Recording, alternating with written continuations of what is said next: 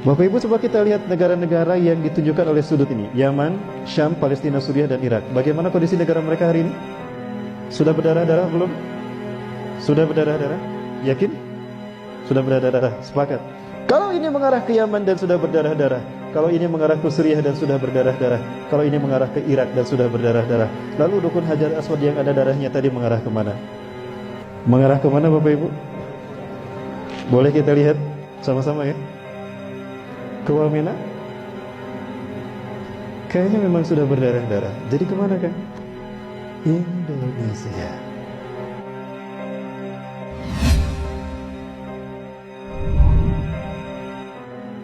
Ada seorang jamaah yang bertanya pada saya, Ustaz, bagaimana pendapat Ustaz? Saya mendengar guru kita, Uzma, menyebutkan kalau beliau khawatir Dukhon terjadi tahun depan. Dukhon adalah tanda kedua dari 10 tanda besar kiamat, di mana awan akan menutup bumi selama 40 hari 40 malam, siang tidak, malam pun tidak. Saudara-saudara kita di Pekanbaru cuma mereka yang mengalami, nanti kita semua mengalami.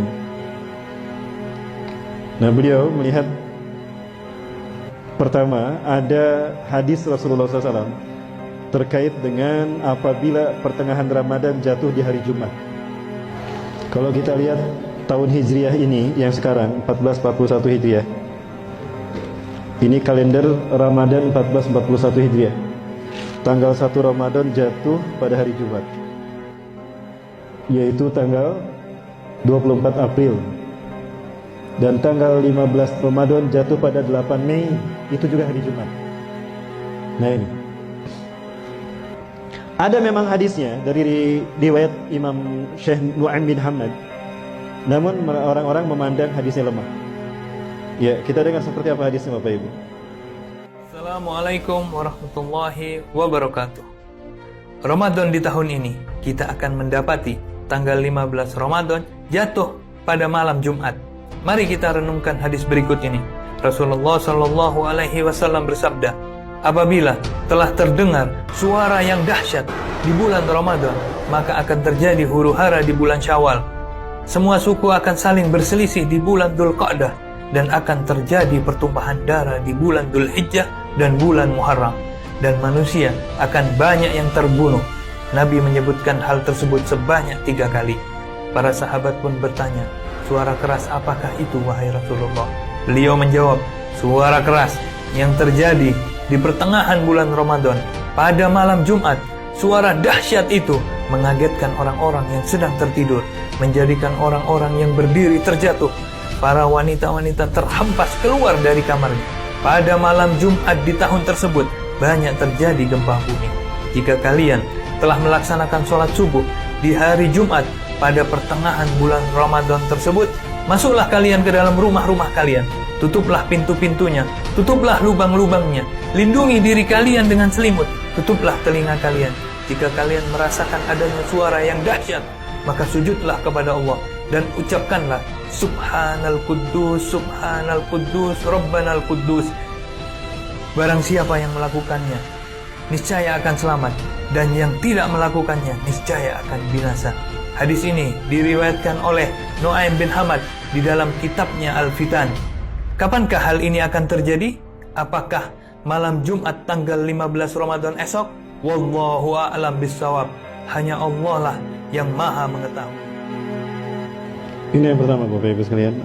Memang hadisnya Nu'aim bin Hamad ini dipandang lemah oleh para ahli hadis. Lemah dari sisi pribadi beliau. Namun kalau kita lihat di dalam Sahih Bukhari, ternyata pernah ditemukan oleh Dr. Muhammad Amin Muhammad Jamaluddin dari Timur Tengah, bahwa Imam Bukhari mengambil sanad jalur periwayatan dari Nu'aim bin Hamad. Dari Nu'aim bin Hamad diambil oleh beliau, ditempatkan di kitab Sahihnya. Artinya di mata Imam Bukhari dan paling atas tingkatan validitas hadisnya, doptil hadisnya, itu mengatakan beliau tidak begitu lemah. Artinya ada kemungkinan sahih dari segi pribadi, dari segi sanad. Kedua, apabila hadis dhaif terjadi dalam kehidupan nyata, maka berubah menjadi sahih lidatih. Dan saya khawatir ini terjadi memang tahun depan. Artinya tahun 1441 Hijriah. Dan kalau Bapak Ibu lihat, Imam Mahdi kata Rasulullah akan diutus di saat di musim haji banyak terjadi huru-hara. banjir darah sampai bulan Muharram. Tadi hadisnya menyebutkan. Ya sesuai dengan hadis sahih yang lain, ternyata hadis ini sama. Apabila terdengar suara dahsyat di pertengahan Ramadan, misalnya hari ini hari Kamis, besok Jumat. Nah, maghrib itu udah masuk hari Jumat, itu sudah 15 Ramadan. Ya, maka akan terjadi huru-hara di bulan Syawal. Para umat, para kabilah akan berselisih dan bertikai di bulan Zulqa'dah. Akan terjadi pertumpahan darah di bulan Muharram dan di bulan Zulhijjah dan Muharram. Zulhijjah musim haji. Imam Mahdi akan diutus setelah terjadi banjir darah di Mekah, di sekitar Masjidil Haram dan Ka'bah. Akan terjadi banjir darah. Kenapa? Karena ada 3 putra mahkota yang berkelahi, berperang, berebut kekuasaan setelah meninggalnya seorang raja. Apakah tahun depan Raja Salman akan meninggal jika Imam Mahdi akan diutus tahun depan? Wallahu a'lam bishawab. Bapak Ibu, kita mendengar pengawal pribadi Raja Salman meninggal karena ditembak. Itu oleh temannya, katanya cekcok. Itu kamuflase menurut saya. Berita yang terbaru dan terakhir yang saya dapatkan, itu meninggal karena menghalangi Raja Salman dari upaya pembunuhan.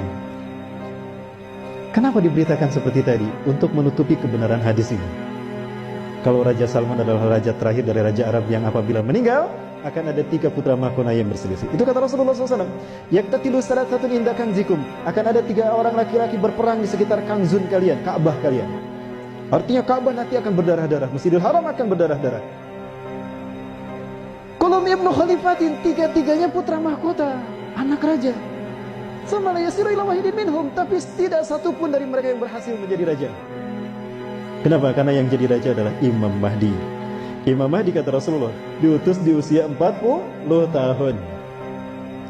Ada satu hadis yang mungkin Bapak Ibu pernah mendengar, mudah-mudahan mendengar. Bukan hadis ini kejadian nyata. Kejadian nyata dari Ustaz Zulkifli Muhammad Ali. Boleh saya perdengarkan? Ustaz Zulkifli Muhammad Ali, guru kita semua, semoga Allah menjaga beliau. Allahu yahfazuh. Beliau pernah menyampaikan kepada kita apa yang beliau alami. 2015 Ustaz Zulkifli Muhammad Ali menyampaikan kepada kita kalau beliau mendapatkan WA dari seseorang di Madinah.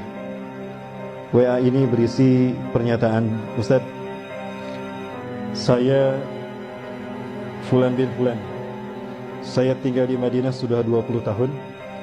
Saya belajar ilmu hadis di Madinah. Kemudian saya berteman dengan seseorang yang ciri-cirinya persis seperti disebutkan Ustaz tentang Imam Mahdi, baik ciri-ciri fisik ataupun ciri-ciri akhlaknya. Semuanya Ustaz ada pada orang ini.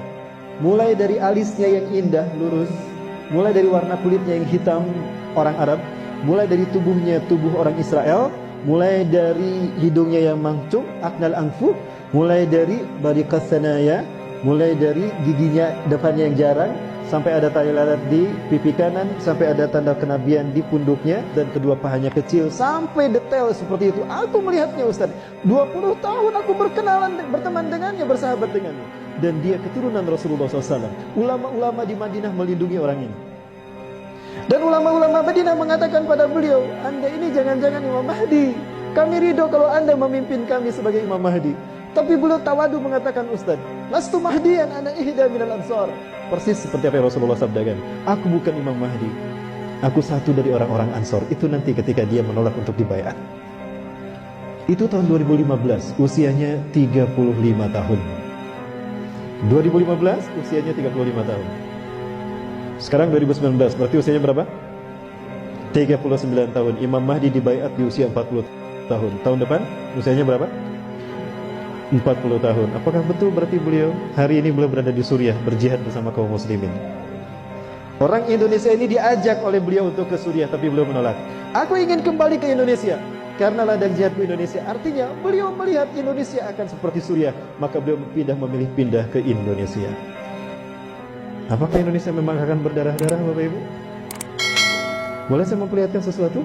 Baik, Bapak Ibu, saya perlihatkan sesuatu yang mudah-mudahan ini menjadi cambuk bagi kita untuk kita bersungguh-sungguh untuk kembali bertobat kepada Allah SWT. Amin.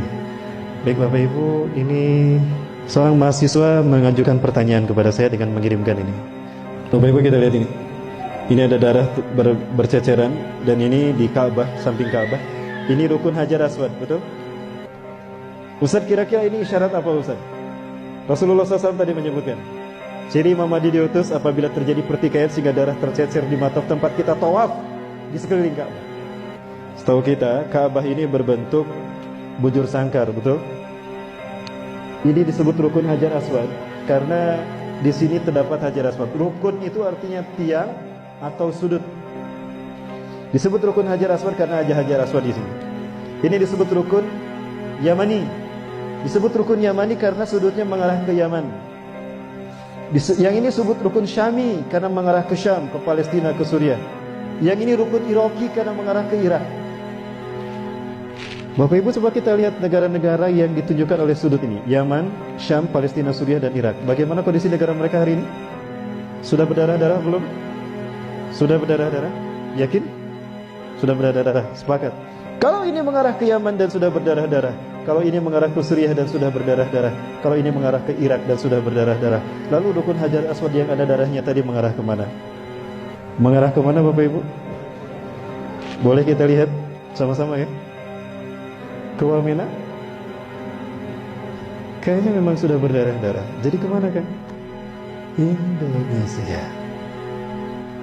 Indonesia. Bapak Ibu, tidak terbayang negara kita akan menjadi tempat terjadinya perang dunia ketiga. Lupakah kita kalau Rasulullah pernah bersabda, la ta'tina sa'atu hatta tuqatilu qauman sigaral a'yun juluduhum ahmar zumfal unuf wujuhum kal majanil mutrafah. Kiamat tidak akan menimpa kita, melainkan kalian akan berperang sehingga kalian berperang dengan satu bangsa. Sipit mata mereka, merah kulit mereka, pesek hidung mereka, dan lebar wajah mereka. Bangsa mana Bapak Ibu? Bangsa mana? Sudah datang belum ke negara kita? Berarti memang kita akan berdarah-darah. Rasulullah mengatakan tidak akan terjadi kiamat sehingga kalian berperang. Artinya memang kita harus berperang dengan mereka. Dan nampaknya itu yang akan terjadi. Bapak Ibu yang dirahmati Allah, jangan terlena hati-hati dengan kesibukan dunia sehingga kita lupa pada fakta yang disebutkan Rasulullah SAW. Ini nubuah. Rasulullah tidak pernah berdusta. Pernah Rasulullah berdusta?